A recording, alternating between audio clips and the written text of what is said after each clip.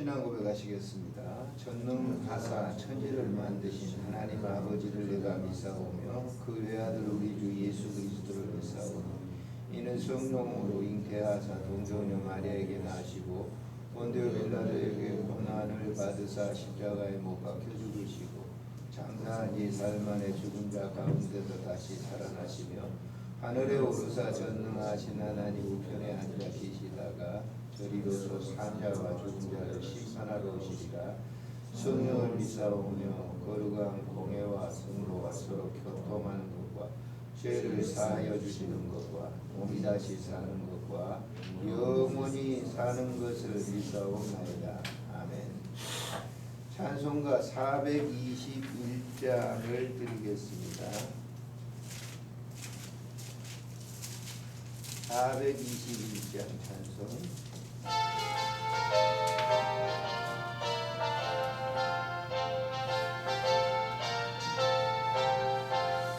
내가 예수 믿고서 죄사함 받아 나의 모든 것 다 변했네.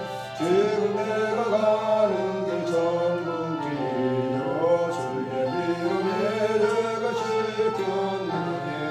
나의 모든 것 변하고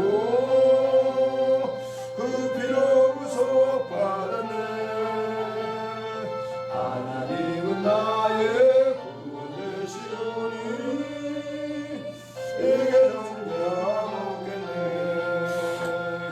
주님 말씀 밑에서 눈을 뜨는 나의 모든 것 다 변했네. 지금 내가 주 앞에 온전케 되는 주의 공물을 의지함일세. 나의 모든 것 변하고 그 피로 구속받았네. 하나님 나의 내게 정죄하옵네. 주의 성령 임하고 그 크신 사랑 나의 맘에 가득 채우며 모든 공포 내게서 물리치시니 내 맘 항상 주 안에 있겠네. 나의 모든 것 변하고 그 피로 구속받았네. 하나님은 나의 구원이시오니 내게 정죄함 없겠네. 이 시간 우리 가족들을 위해서 우리 자녀들을 위해서 함께 통성으로 기도하도록 하겠습니다. 존귀하신 우리 하나님 은혜를 참으로 감사를 드립니다. 오늘 이 아침에도 우리를 일깨워 주시고 주의 정결에 나와 우리의 영을 한데 모을 수 있도록 은혜를 허락해 주신 것 감사합니다. 오늘 이 시간 하나님 우리 가족들을 위해서 기도합니다. 하나님께서 이 세상 살아가면서 영적 에덴 동산을 우리에게 허락해 주셨는데 우리 잘 관리하게 하시고 또 맡겨둔 귀한 자녀들을 위해 우리가 기도하는 아름다운 삶을 살도록 은총 베풀어 주시기를 간절히 빌고 원합니다. 항상 하나님께서는 그 백성들 후손들에게 이렇게 세운 자들을 통해서 말씀하셨던 것처럼 그 말씀으로 그들을 위해서 기도하고 자녀들에게 온전한 귀한 삶을 이어줄 수 있도록 도와주시기를 간절히 간구하고 빌고 원합니다. 바른 신앙으로 성장해서 이 시대 속에 있어야 될 아름다운 존재로서 그 사명을 다할 수 있도록 도와주시기를 간절히 간구하고 예수님의 이름으로 감사하며 기도드리옵나이다. 아멘. 하나님의 말씀은 신명기 30장에서 보시도록 하겠습니다.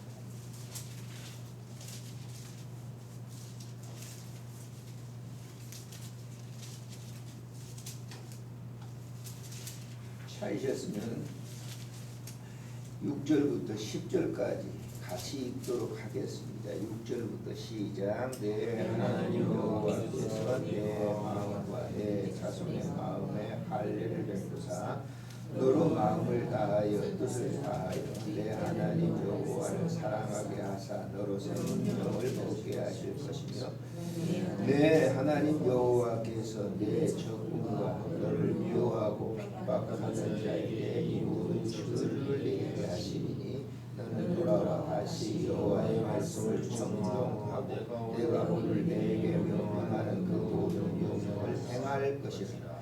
내가 내 하나님 여호와의 말씀을 청종하여 이 율법책에 기록된 그의 명령과 규례를 지키고 내 마음을 다하여 뜻을 다하여 여호와 내 하나님께 돌아오면 내 하나님 여호와께서 내 손으로 하는 모든 일과 내 손의 소생과 내 가축의 새끼와 내 토지 소산을 많게 하시고 내게 복을 주시되 곧 여호와께서 내 조상들을 기뻐하신 것과 같이 너를 다시 기뻐하사 내게 복을 주시리라. 아멘. 이 신명기 30장은 모세가 이스라엘 백성들을 인도해서 사실 40일이면 갈 수 있는 거리였어요. 그런데 얼마 동안요? 40년 동안 광야에서 트레이닝을 받는 겁니다. 우리가 구원을 받았다고 해서 우리가 예수 믿고 구원받잖아요. 구원의 확신이 있고 신앙을 고백하는 게 구원받은 증거죠. 그렇다고 해서 금방 즉시 모습이 무슨 이렇게 180도로 변화되는 게 아니죠. 사람들은 다 그렇게 생각을 해요. 180도로 변화돼가지고 목사가 되면 금방 이렇게 막 변화가 돼가지고 하는 줄 알아요. 그렇지 않습니다. 안 그래요. 40년 동안 트레이닝을 시켰는데도 이스라엘 백성들이 변화됐느냐? 안 됐어요. 무릎쓰면 불평하잖아요. 원망하고 서로 미워하고 죽이기까지도 하고. 변한 거예요? 변하지 않아요. 우리 그렇게 예수 믿으려고 해서는 예수 못 믿습니다. 사람들은 그렇게 생각을 해요. 기독교인이. 그 말은 뭐냐면 기독교인이라고 하는 말 속에서는 그 기독교인 진리의 성경책에 기록된 그런 대로 행하지 않는단 말이에요. 한번 생각해 보세요. 여러분 언제까지 완벽하게 변화될 것인가? 변화 잘 안 됩니다. 그의 사사기 기록이에요. 가나안 땅에 줬어요. 들어가서 이스라엘 백성들이 이 말씀만 그대로 이렇게 변화돼가지고 살았습니까? 안 그랬어요. 사사기를 읽어보시면 뭐예요? 하나님을 떠났다니. 그러니까 그들의 생활은 계속 이어지는 거죠.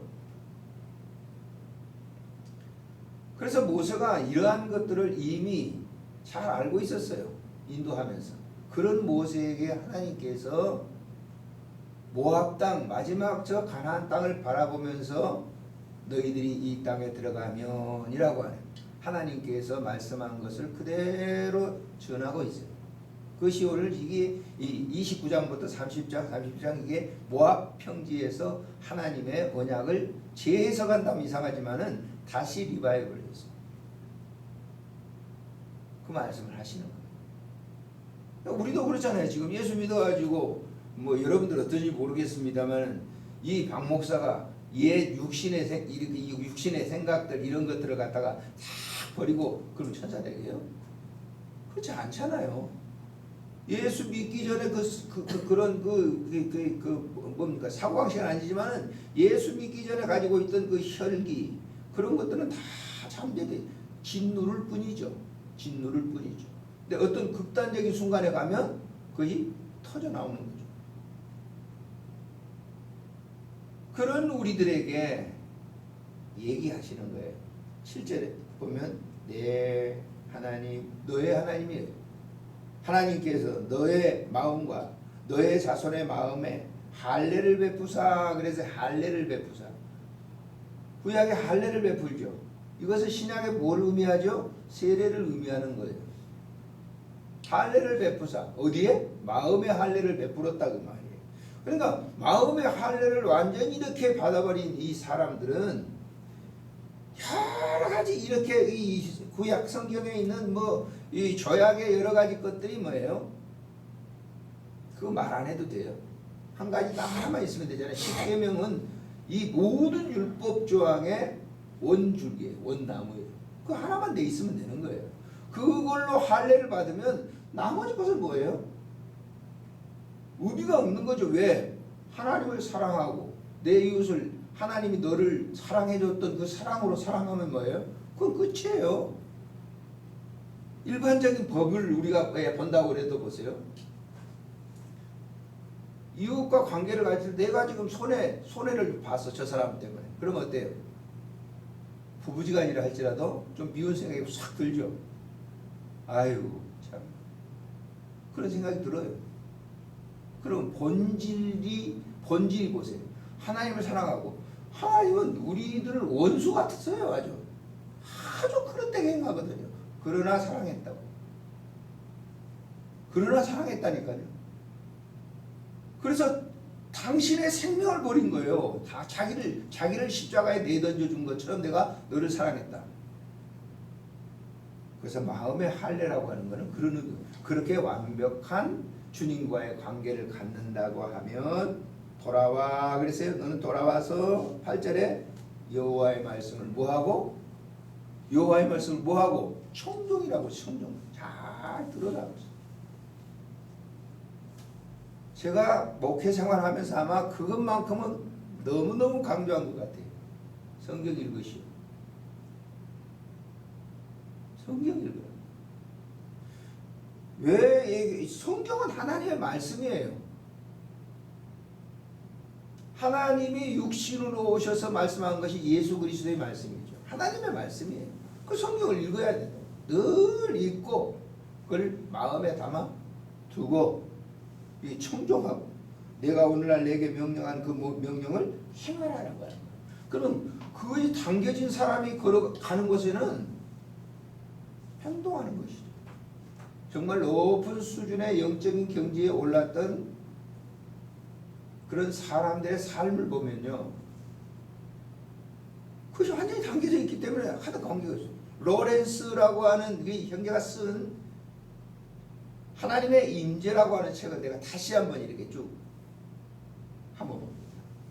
여러분들도 아마 시간이 있는다고 하면 그 로렌스가 쓴 하나님의 임재를 한번 읽고, 다른 책도 여러 개 있습니다만 참 그 사람은 인간적으로 볼 땐 너무 불행한 사람이에요.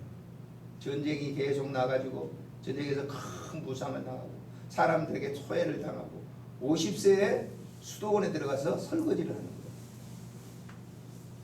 그런데 그 사람이 그 설거지를 하면서 말이죠, 영적으로 완벽한 표현하니까 사제들이 서로 그 사람한테 말을 들으려고 해요. 다르잖아요. 그 사람이 크게 무슨 신학을 배우고 그런 게 아니에요. 그렇지만은 그 속에 그 어려운 과정 속에 살면서 하나님의 임재가 그에게 늘 있었기 때문에 사람들은 그를 추앙합니다. 그래서 오늘 얘기하는 거예요. 지금 명령과 교례를 지키고, 그래서 하나님의 그걸 사랑을 갖다 담고 있었기 때문에 그는 무슨 설거지를 해도 아무런 관계가 없는 거예요. 천시, 사람들은 그러잖아요. 저 직업이 좀 그러면 이제 굉장히 천시하겠는데 그렇지 않아요. 전혀 그렇지 않아요. 그 사람이 직업이 뭐든 아무런 상관이 없는 거예요. 우리는 세상에 있는 그 직업, 뭐 직위 이런 것들을 굉장히 의식하잖아요. 그 의식할 필요가 없는 거예요. 아니 수도원에서 설거지를 하면서 하는 그런 사람에게 사람들의 관심이 갖는 거예요. 왜? 영적 성화가 그에게 이루어졌기 때문에 그러는 거죠. 그걸 얘기하고 있는 거예요. 그것을 행하라라고 하는 거예요. 하나님의 율법이 그 계명이 속에서 완성이 된 거예요. 그런 사람들이 많지 않잖아요. 그러니까 이거는 자기가 하는 게 아니란 말이에요. 자기가 내가 뭐 돛 닦는 척으로 내가 이만큼 내가 뭐 했으니까, 신학을 이만큼 했으니까, 기도원에서 무슨 뭐 40일 뭐 금식 기도를 했으니까 너 그거 가지고 되는 거 아니에요. 절대로 안 되는 거예요. 그거는 저기 다른 종교들, 기독교에서 그런 자기 그 행위, 이 행위를 통해서 해가지고 규제해가지고 그 율법을 갖다가 율법 안에 맞춰 놓으려고 하는 거는 절대 불가능한 거예요. 안 되는 거예요. 하나님의 그 은혜라고 하는 거는 그냥 내가 그런 노력과 그런 것이 없다 할지라도 그분이 임재해 버리면 설거지라는 그 사람에게 하나님의 성화의 성품이 드러나게 되는 거예요. 지금 그 얘기예요. 너희들이 가나안 땅에 들어가면 그렇게 해라. 그렇게. 그래서 마지막 모세가 메시지를 전하면서 하나님께서 주신 말씀을 그대로 전하고 있는 것이죠. 자, 오늘 또 봅시다. 우리가 있는 이 삶의 위치에서 하나님의 임재를 통해서 하는 거예요. 하나님의 임재가 임했다라고 하는 것은 바로 하나님이 그를 컨트롤한다는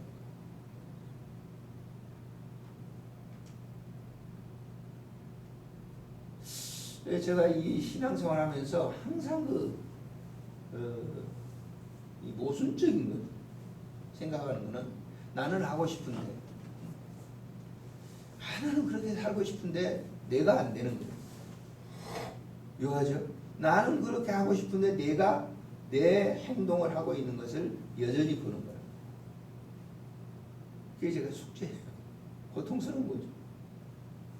완벽하게 그렇게 들어갈 수가 없을까?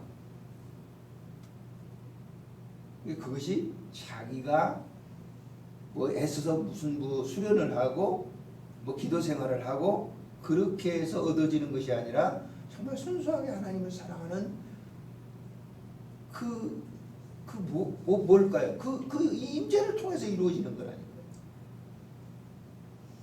수많은 내가 영성의 사람들을 봤는데 그들이 무슨 노력을 하는 게 아니에요.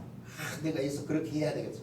난 그렇게 살아야 되겠어. 그거 가지고 되는 게 아니라 하나님의 은혜가 임재해 버리니까 그렇게 되는 거예요.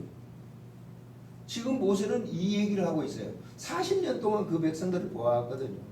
결국 모세도 가나안 땅에 들어가지 못하는 이유가 뭡니까? 그렇게 수련된 40년 동안이나 훈련을 받은 그였는데도 반석에 물이 없다고 불평하고 원망하고 와서 막 하니까 목회하다 보면 별 사람들이 있잖아요. 예? 그러니까 그냥 반석을 명하여 그랬어요. 명하면 여기 물이 나설 거예요.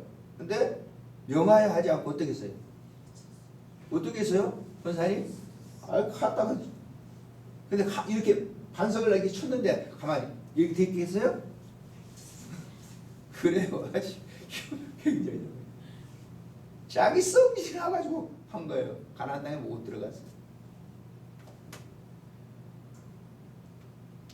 그래서 이 하나님의 영적인 관계는 무슨 동떨어진 곳에 물론 수련하면 더 있겠죠. 분위기가 있기 때문에 사람 안 만나고 그렇지만 사람을 만나고 한다 할지라도 그 하나님의 임재가 임하면 그렇게 하는 그것이 뭐냐? 복이다. 복이라고 하는 걸 우리는 여기저기도 나옵니다만은 복하면 네 무슨 양떼들이 많아지고 하고 그건 당연하죠. 당연하게 있을 수 있는 거죠. 근데 복의 근본적인 이유는 뭐라는 거예요? 하나님의 임재, 임마누엘, 하나님과 동행하는 거예요. 내가 직장에 가 있든지 가정에 가 있든지 교회에 있든지 아무런 상관이 없어요. 거기 따라서 변하는 팔색조가 아니에요. 하나님 임재라고 하는 거는 내가 직장에 있든지 내가 가정에 있든지 권사님 지금 여기와 계시든지 똑같아요. 동일 본질이에요. 집에서나 여기서나 여기서 어디서든지 그것이 하나님의 복이다. 이스라엘 백성들이 이 율례와 규례를 모세가 설파했는데도 불구하고 그렇게 하지 않았던 그 사실은 사사기에서 전개되고 있는 것을 여러분들이 한번 보세요. 그러니까 그 주변에 있는 사람이 옆구리에 가시가 돼가지고 찔리는 거야. 막 아프게 하는 거야. 고통을 막 주는 거예요. 저도 이번 사태를 보면서 막 뉴스를 보면 열딱지가 나요. 열딱지가. 그게 뭐냐면 나를 찌르는 거죠. 그 알면서도 버젓이 알면서 내가 당하고 있는 거예요. 뭐 열딱지 나요. 어떻게 이런 일이 일어날 수가 있는 거예요. 근데 그것도 역시 덜 된 땡감이라고 하는 거죠. 목사가 덜 됐어요. 땡감이에요. 언제 변화될까? 저도 걱정해. 그게 가시란 말이에요. 가시. 옆구리 가시. 근데 그걸 통해서 막 불평해요. 원망하고. 그 이스라엘 백성들이. 근데 여기 문제, 이 지금 포인트, 이 포인트. 모세가 이렇게 핵심적으로 전했던 이것만 지켰어도 괜찮은데. 그런데 가나안 땅에 들어가서 지켰던 사람이 소수의 사람들이 여러분 소개됐죠. 여호수아, 갈렙, 큰 이름들. 처음에 제가 소개드렸던 것처럼 로렌스라고 하는 그분은 중세시대가 좀 넘어서 가지고 수도 생활을 좀 하시다가 그렇게 오래 사신 분은 아니에요.